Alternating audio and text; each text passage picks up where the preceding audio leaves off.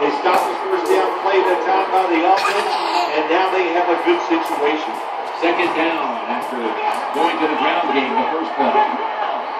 Quarterback taking the snap from the shotgun. He's looking to the right here on this throw. The Packers moving the lead, so he's beyond the first down marker. Quarterback that time realized it was zone coverage. He just waited for the defense to get out of position, and he threw it to the open hole. Under fire on that throw.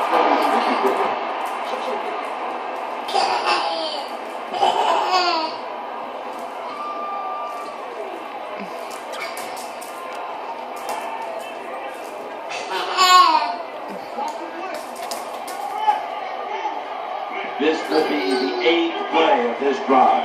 Second and 10. And James is going to secure the handoff. And that's a gain of 10. We talked about controlling the flow of the game. Another first down. And the drive keeps on going. Yeah, why not? The defense, they're just sitting over there. They're taking the hits and not even fighting back. This is a terrible job by the defense. First and 10. Will stay on the ground.